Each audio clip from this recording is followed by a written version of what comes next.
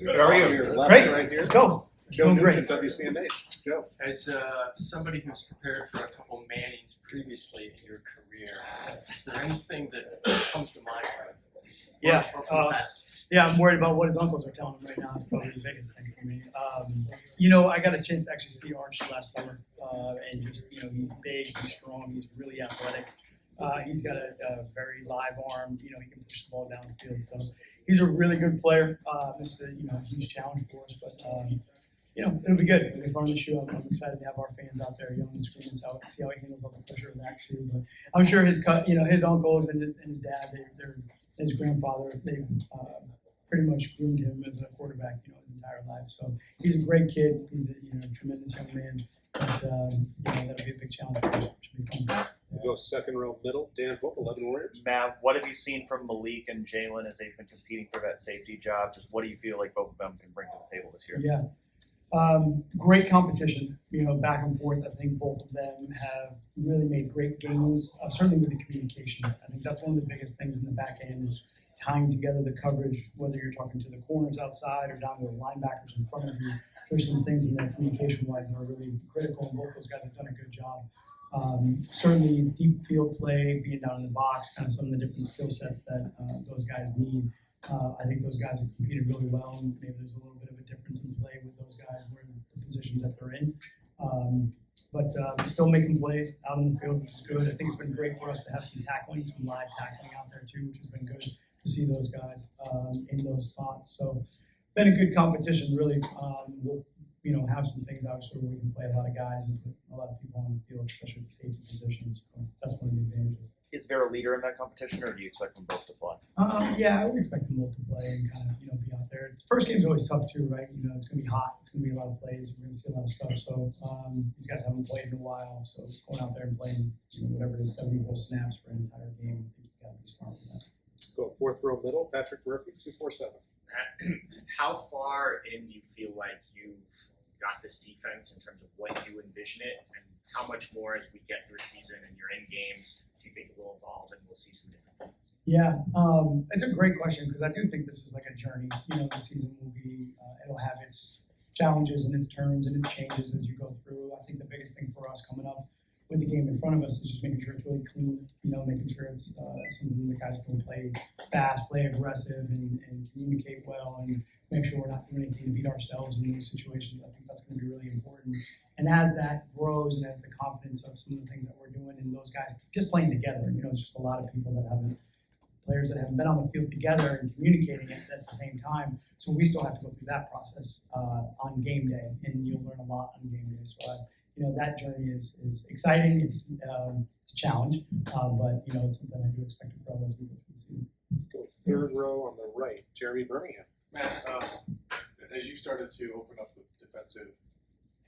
the encyclopedia is what I'll call it, how have you seen Julian adapt to that? And from your perspective, what has he shown that gives you confidence as the former head coach that he's the right guy to lead this offense? Yeah, two great young kids battling it out. I thought it was fun to watch them compete, and obviously to be on the other side of it, knowing some of the different looks that we might have with the coverages and the reads.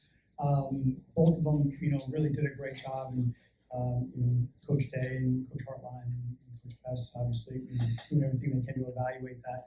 For me, it was really what I saw is just, decision making when I'm showing different looks or we're having different coverages or we're rolling through practices without script, where things are going to be moving at a little bit different pace and being able to handle the tempo of the offense and things like that in the huddle, adjustments of line of scrimmage, we kind of threw a bunch of different things at them. And I think his poise, his ability to kind of see the defense and then also really make quick decisions. Lincoln's a great athlete too. He did a good job, against us obviously. And but Julian, I think just his ability to kind of see the defense, make the decision, get the ball out quick, and I think that's one of the things you want. Quarterback that's going out there in a big stage and in a big game here is just make sure we're taking care of the ball and doing all those things that you need, to help yourself win. Front row on the right. Austin Ward. Matt, when you mentioned the possibility of Caleb playing some of the big nickel, I know it's not as simple as how much would you like to do this? You got to change from week to week. What are the scenarios or situations where you think that makes sense to use Caleb? Yeah, I think as much as you get him as close to the ball as possible, he's pretty good when he's around the ball. He usually makes some really good things happen. So if we're in a situation where maybe dictated by formation or coverage where, we're not getting him close enough to the ball, we need to get him closer to the ball. We need to put him in those positions. Sometimes, whether it's formation or down and distance can determine that too, what kind of packages that you're running to have him in those different spots. He's such a great communicator. He's so strong with communicating, to the deep guys or to the down guys and being in all those different areas. And his ability, his football savviness is, it's incredible just to be able to see the game. A lot of times, sometimes he's seeing the throw, I think, before the quarterback's made up his mind where he's going with it. He just has a great feel. So that's part of the decision of just trying to get him in those spots, making sure that he can be around the ball as much as possible. Fifth row on the right, Cameron T. Robinson, the athletic. Off that, talking people on the offense, and I always talk about how smart Caleb is. And Rams was saying at times Caleb calls out the plays before they even know what's going on. When you have a guy who's that's smart, and you try to find that balance of where to play him, or how to get him in the right spot, how much of those conversations with Caleb help you really still kind of new to him, find out where that balance. Yeah, football conversations with Caleb are great. It's like talking to another coach, and and the great part as a coach to be able to talk to a player that has that sort of vision and feel for the game, is you can understand like, hey, he can really see this, maybe we can do this adjustment, or he can, be in this alignment and still be able to do this job. Okay, well then we can maybe have this sort of look or this sort of pre-snap alignment. And really that's the most important thing, right? It doesn't really matter what I see or how I perceive the game. It's what he sees through his eyes, and that's something that I've done in the past. I think as a coach, you become a good coach through great players, and Caleb is a great player. And if you just listen to the things that he's telling you that he sees, now I can maybe help move him into some positions to be in spots. But certainly, we've got 10 other guys on the field that we have to coordinate with all of that and make sure that the chess pieces are kind of lined up in the right spots for the defense to succeed as a whole. We'll go second row, Stephen Means. When you look at Arvell and Sonny specifically and the type of athletes they are, mixed with, I guess, what you have with the rest of this defense, how does that get your creative mind kind of flowing in what you would like to do with them other than just maybe traditional linebacker things? Yeah, really versatile players. Guys that have great length, great size, great speed. They can cover a lot of range. I think it's more than just the skills that they have. When you're looking at scheme, it's just kind of the space that they can occupy. They really, I think, in coverage or in the run game, they can eat up so much ground, and they can really make it difficult on the middle of the field of the defense. And I think that's something that we always want to try to do a good job of, being strong in the middle. And when you got guys with that sort of athleticism and that sort of size, there are some certain things you can do different, pieces that you can move around. And that's what makes it fun, with those guys. So you're just trying to make it as difficult as possible in the offense to know where they are and then how are they going to play in those different roles. But the versatility that those two bring, I think you got to really like what they can do in the different jobs. Front row center, Bill Rabinowitz. Maybe the biggest question is still the interior of the defensive line right now. Edric's obviously had the injury to start camp. How close is he to being fully healthy, and how do you feel about the depth there? Yeah. Coach Shea's done an unbelievable job. We really replacing 4 starters up front, so brand new across the board. Some of those guys have played before, which is great. But it's really trying to gel a whole new unit together. Same thing, alignments, positions, communication. So I think that group is really, Coach Shea's done a great job with them inside. I think the technique and the fundamentals of just watching young players grow with what he's asking them to do has come along, and Edric missed some time there, but I think he's catching up. He's a very talented player. He's got a lot of ability, so he catches up quick. But you still want those reps. You want to feel the different blocks. You want to be able to see the protections. You got to be able to understand how you're going to use your leverage and play with good fundamentals. And you just try to make up that time as fast as you can. And then he's progressing, at a good level, and we'll see where we are, come 9-10 days, whatever it is from now. But he's making great progress. Second row on the aisle, Bill Landis. Matt, I've heard you say before that part of your job as a defensive play caller is to anticipate what the opposing OC is going to do and to identify rhythms and things like that. Given your experience and the fact that Ryan is kind of doing this for the first time, do the two of you have any kind of dialogue about what you see and how you can help him as he kind of learns the ropes? Yeah, I really enjoy like when you have that cross conversation between offense and defense, and I love the game, so I like special teams too. I'm going to talk about all that stuff and the things that you see. And I think the more you can relate all of it together from a fundamental standpoint, and it's all ball. There is things that go back and forth between all three phases. Certainly from offense to defense, I think we're always having that conversation of like, hey, maybe this didn't really hit, but I see this space, or this might be, not good against maybe a coverage or a defense that we're playing. And I'm going to look at that and say, hey, I'm seeing these tells or these tips, or this pattern is really okay, or when this guy's in this position. So I think that's important to do as coaches, and especially in a situation where we're not practicing against another team, we're not playing against another team in preseason like I've been used to, where you can kind of like make a trial run at it. You're really playing against each other. So that feedback, that direct feedback, is really helpful. It's been great for him to really help me, in some of the college things that I'm not used to, that I have to be ready for and prepare for, and make sure the defense is ready to go. So he's been a huge help with that.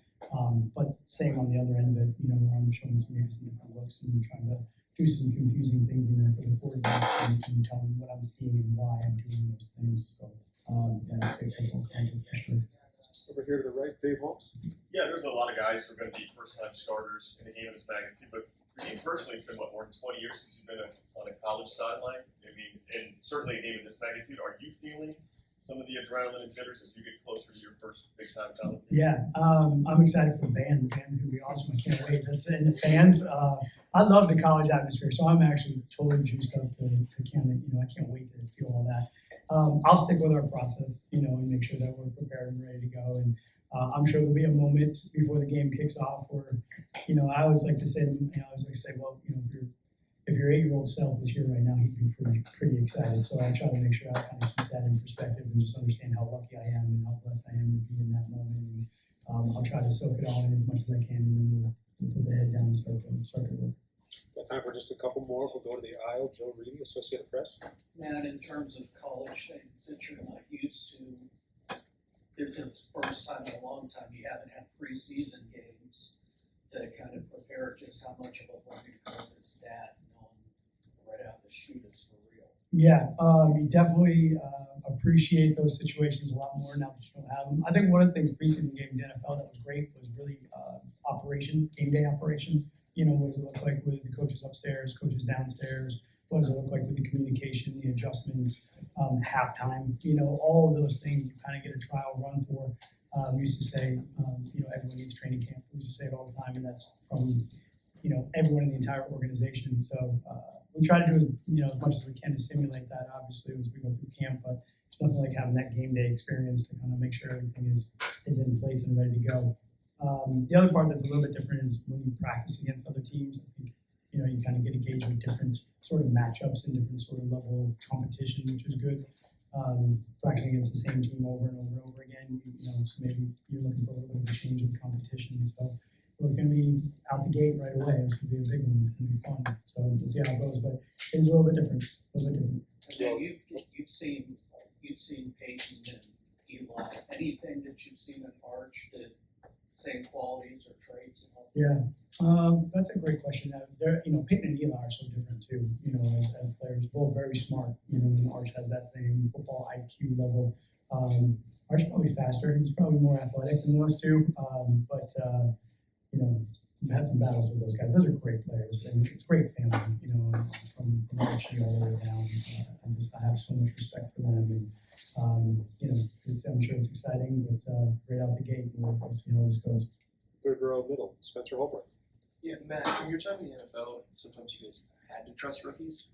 How much has that kind of shaped the way that you found yourself being able to trust freshmen on the field this year? And have you noticed that at all in yourself, that maybe you're more willing to trust the freshmen in certain settings than some of these coaches who have only been in college? Yeah, I can't really speak on anybody else. I'll say for myself, I think one of the things we try to do early is making sure that they're in a job that they know really well, and then they can do, and they can build some confidence with that job. I think that's important when you have young players or rookies, whatever it may be. If you're asking them to do some really complex things, that's hard. I think there's always a level of, in practice, you might be like, all right, I think we got it, but then when you get out there with the fans and the stadium and the pressure of the game and all that, maybe at a risk of not having it eat the way you want to. So trying to keep it very clean from that aspect is really important. And trying to build them a little confidence early in the game. I think once the game settles, you see those guys kind of like, all right, it's still the game. We're out there playing football. So that'll kind of be the key for the young guys when they get out there. Just make sure they really understand the job that they need to do. So they can do it, fast and aggressive, and maybe kind of just block out everything else that's going on in the atmosphere. All right, I've got time for two more. We'll first go to Dylan Davis and then Doug. Dylan, go ahead. The other day, Ryan was talking about Trey Matthews, and he said that he developed a bit of a big leader for the team, somewhat unexpectedly. How have you seen Jermaine grow just in your time with him and as a player and as a leader? Yeah, talk about energy, excitement, competitive, loves the game of football.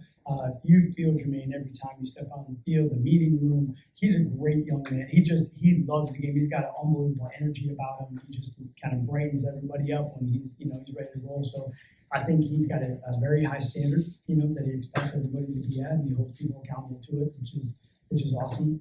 As a coach, when players do that, it's huge. I think that's where guys grow. But you feel his passion for this game, and that's something, I love this game. I'm passionate about this game. So, you run across somebody else that's really passionate like that about the game. It's like, yeah, this is going to be great, So I really enjoy it when he's on the field. He's competitive now. He's getting after people. It's fun. We'll wrap it up with Doug Lemeries. Hey, Matt.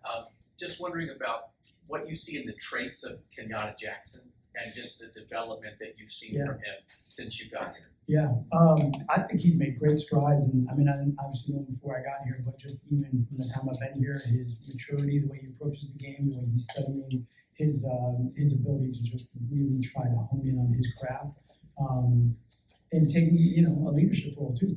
Stepping in front of the group and making sure that guys are doing what they're supposed to do and where they're supposed to be from the off-season program, all the way through training camp. He works extremely hard. He is so dedicated to just trying to be the best version of himself that he can be. You're trying to do everything you can to help him as a coach, achieve that. But I think stepping out of that shell and being able to bring others along or, hold people accountable or make sure the group is just moving in the right direction, you can really follow his example with his work ethic and say, all right, that's why he's, who he is and why he's going to be what he is. And maybe that's a good example for me to follow if I'm a young player and really looking to him. So, kind of watch his work ethic. All right, Coach, thank you.